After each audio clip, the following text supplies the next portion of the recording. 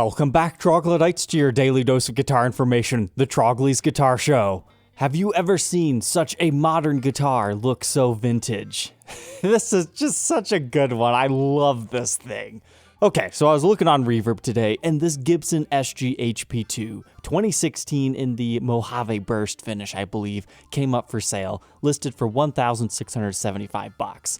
Pretty enticing price point, but what? The first thing I notice is this is marketed as a modern guitar. It's supposed to have all the modern playability things. It's got the maple top that SGs don't normally have. That's figured, kind of cool, interesting finishes, 24 frets. But they have a vintage vibrola tailpiece on it. And it's not even actually connected to anything. They just installed it on the guitar, strictly for cosmetic purposes. So I just found that funny that, the vintage ones, they look like this. And they wanted their modern guitar to look vintage. Okay. And then from this photo, they even have Fender bullet strings on here. If you ever find strings that have these giant bullets on the back of them, yeah, that's what they are. They're kind of expensive for what they are. I think they're around, $7, $8 a pack. Some guys swear by them. I've had a few sets. I can attest it's at least a cool novelty product. But apparently these are made by Custom MI, which I can't find them represented on Reverb, so maybe they're for sale somewhere else. So kind of a Derek Trucks vibe here, not using it, but still having it.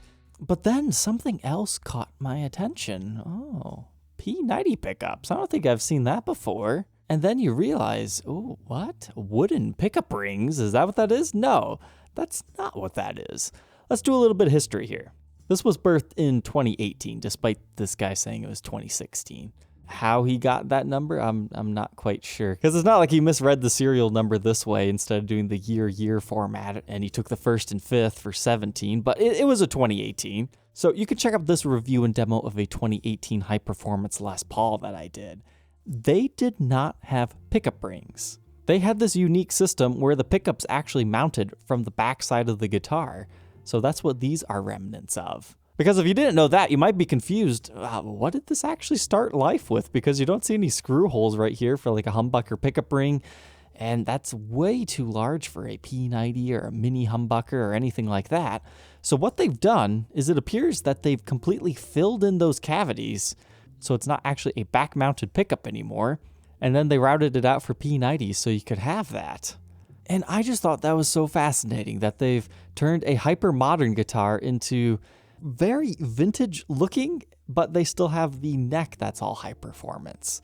And surprisingly enough, they left the high performance knobs alone. But they even went as far as taking out the fancy electronics on this thing. So they don't have any of the push-pull pots. But I guess then again, they took the humbuckers out that could do that anyway. So your P90s, there's some things you can do with fancy electronics, but they just wanted regular hand-wired stuff here. And I thought these modifications, they were tasteful. They seem to have been performed professionally.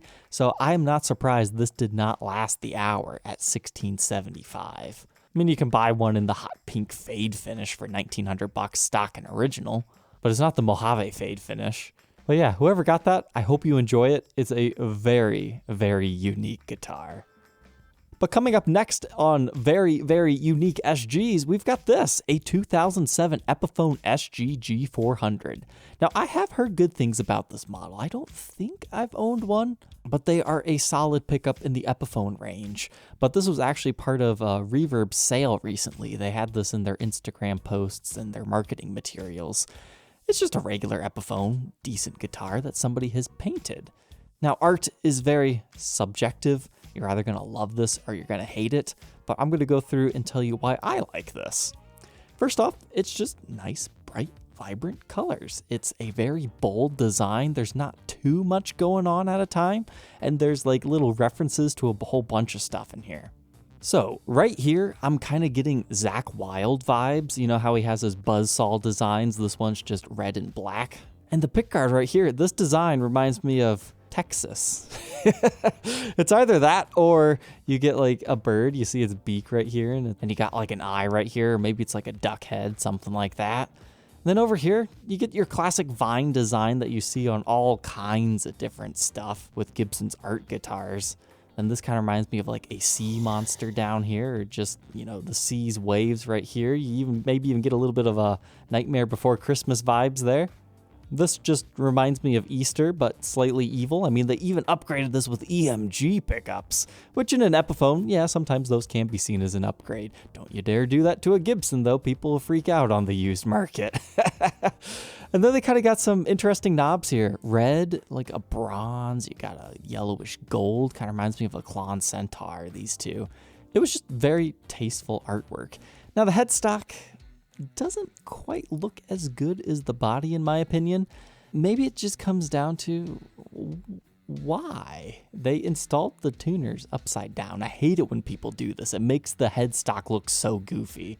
But I can't appreciate this. They turned the crown into a flower. Nice. Now, unfortunately, I don't have any good close-ups of the headstock, so just enjoy this zoomed-in blurry footage. You can see it's the Spurzels. Maybe somebody just got confused and thought they were supposed to go that way, or it's an aesthetic choice. I've seen it happen more than once, though. But Spurzels don't use a screw, so you could flip those if you wanted to, but I think you might have a hole left in there because they actually have like a guiding hole as part of the tuner. Then the back, they just left it alone, so it can rub against your body, rub against your hand as you're playing. You're not going to have to worry about paint and stuff. I mean, it was cool. It certainly doesn't surprise me that this thing ended up selling after it was featured by Reverb. Here's a G40 from 1998 that's only $400, so somebody did pay a small premium for this finish, which isn't always the case on painted guitars. But hey, speaking of painted guitars, check this thing out. I saw this and I was very, very happy with the way this looked. 1993 Cary Green 40th Anniversary Les Paul Standard. Have not seen one of those before, but I have seen a 40th anniversary. So originally, this guitar looked like this. It had gold hardware, P90 pickups, it was all black. I mean, pretty much the only thing special about these guitars is the P90 pickups as compared to a regular Les Paul Standard anyways. There's tons of Les Pauls that do have P90s, but it all comes down to the 40th anniversary inlay at the 12th fret and the ebony fretboard.